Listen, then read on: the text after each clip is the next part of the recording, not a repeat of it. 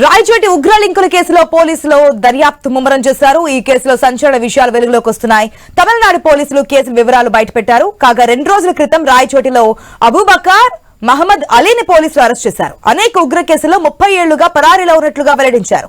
1995 నుంచి అబూబకర్ సిద్దిక్ పరారీలో ఉండగా మహమ్మద్ అలీ 26 ఏళ్లుగా తప్పించుకుని తిరుగుతున్నాడు.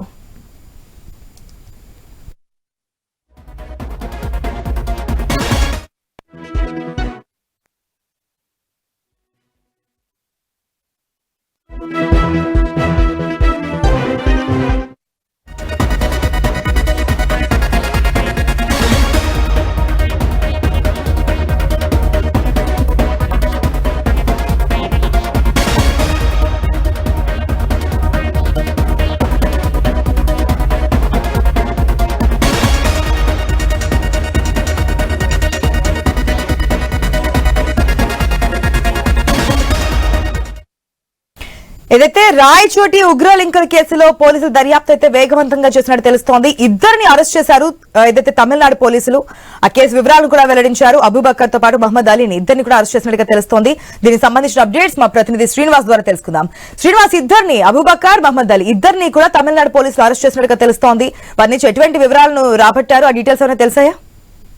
ప్రస్తుతం ఏదైతే ఉగ్రవాదుల లింకులు ఉన్నాయని చెప్పి గత కొంతకాలంగా ప్రస్తుతం తమిళనాడు పోలీసుల ఆధ్వర్యంలో ఇటు ఎన్ఐబి అలాగే ఐబి అధికారులు కూడా పూర్తి నిఘా పెట్టినట్టు తెలుస్తుంది. పూర్తి స్థాయిలో కూడా దాదాపు దక్షిణాది రాష్ట్రాలతో పాటు ప్రముఖమైనటువంటి నగరాల్లో కూడా బాంబు పిల్లులకు సూత్రధారుగా వ్యవహరించినటువంటి అబూబకర్ సిద్దిక్ గాని లేదంటే మహమ్మద్ అలీ గాని వీళ్ళు ఇరువురు కూడా ప్రస్తుతం దాదాపు 8 నుంచి 10 పెళ్లిళ్లకు కూడా సంబంధాలు ఉన్నాయని చెప్పి ప్రస్తుతం తమిళనాడు పోలీసులు ఇంట్రాగేషన్ లో తెలిసింది. దాదాపు యుక్త వయసులోనే ఈ బాంబు యువ వయసులోనే ఈ బాంబు పెళ్లిళ్లకు సూత్రధారులుగా వ్యవహరించి అనేకమైనటువంటి ఉగ్రవాద లింకులకు సంబంధించినటువంటి కీలకంగా వ్యవహరించినట్టు ప్రస్తుతం ఎన్ఐబి అధికారులు చెప్తూ వస్తున్నారు. ఈ నేపథ్యంలోనే దాదాపు రాయచోటి పట్టణానికి దాదాపు 25 ఏళ్ల క్రితం కూడా రావడం జరిగింది. ఇక్కడే వాళ్ళు వివాహం కూడా చేసుకుని ఇక్కడే ఫేక్ ఐడెంటిటీ అంటే పూర్తిగా బ్యాంక్ ఖాతాలు కానీ లేదంటే ఆధార్ కార్డులు ఓటర్ ఐడి ఇట్లా పలు రకాలైనటువంటి గుర్తింపు కార్డులు పొందడంతో పాటు దాదాపు ఇక్కడ ఇంటిలోనే ఒకసారి ఇంటికి వెళ్ళి వాటికి తలుపు వేసుకుంటే వాళ్ళు బయటకు వచ్చేంత వరకు కూడా ఎవరు ఆ ఇంటికి పోరు, ఆ ఇంట్లో ఉండే వాళ్ళు ఎవరు బయటికి రారు. దాదాపు చాలా గుప్పిడి చప్పుడు కాకుండా కూడా ఒక సినిమాను కల్పించే విధంగా కూడా తన ఉగ్రవాదులు కూడా చాలా కాపాడుకుంటూ వచ్చారు.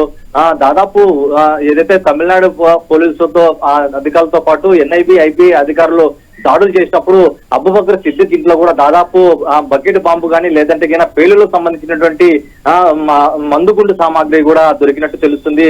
అలాగే కొంత సమాచారం కూడా పుస్తకాలలో ఏదైతే డైలీ ఏం జరిగిందనేది కూడా వాళ్ళు కొన్ని పుస్తకాల్లో డైరీ కూడా స్వాధీనం చేసుకున్నట్టు తెలుస్తుంది. పెద్ద ఎత్తున కూడా ఈ పేలులకు సంబంధించినటువంటి సామాగ్రి కూడా సీజ్ చేయడం జరిగింది. అయితే దాదాపు వాళ్ళు మొబైల్ ఫోన్లు కూడా స్వాధీనం చేసుకోవడం జరిగింది. ఎన్ఐఏ అధికారులు ఐబీ అధికారులు ప్రస్తుతం ఆ సమాచారం కూడా పూర్తిగా విశ్లేషించే దిశగా కూడా కొనసాగుతున్నట్టు తెలుస్తుంది. పూర్తిగా కేంద్ర అధికారులు ఆధ్వర్యంలోనే కేంద్రం నుంచి వచ్చినటువంటి అధికారుల ఆధ్వర్యంలోనే ఈ పూర్తిగా నిఘా ఉంచినట్టు తెలుస్తుంది. ప్రస్తుతం ఇదే అంశం మీద కూడా దాదాపు అన్నమయ్య జిల్లా ఎస్పీ విద్యాసాగర్ నాయుడు కూడా మరి కాసేపట్లోనే మీడియా సమావేశం ఏర్పాటు చేసి కూడా ఈ ఉగ్రవాద లింకులు ఏ విధంగా జరిగాయి, ఎవరిచ్చి అరెస్ట్ చేశారు పూర్తి కూడా విశ్లేషించే మీడియాకు ముఖంగా కూడా తెలిపే అవకాశాలు ఉంది. మరి చూడాలి, ఉగ్రవాదులు ఒకసారిగా అన్నమయ్య జిల్లాలో ఈ విధంగా తలదాచుకోవడం పట్ల కూడా ప్రస్తుతం కేంద్ర రాష్ట్ర పోలీసు డిపార్ట్మెంట్ కూడా అలర్ట్ అయింది. ప్రస్తుతం ఈ నేపథ్యంలో రాష్ట్ర వ్యాప్తంగా ఉన్నటువంటి అనధికారికంగా వ్యక్తుల మీద కూడా కొంచెం డేటా సేకరించే పనిలో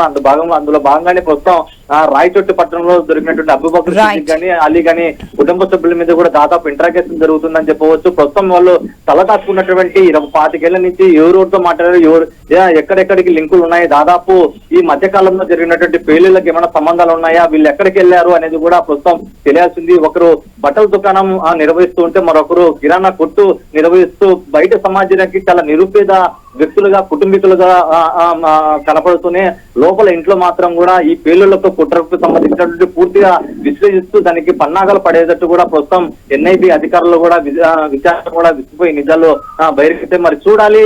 మరి కాసేపట్లోనే అన్నమయ్య జిల్లా ఎస్పీ విద్యాసాగర్ నాయుడు ప్రస్తుతం మీడియా సమావేశంలో ఎటువంటి కీలకమైన అంశాలు ప్రస్తావిస్తారో వేచి చూడాలా.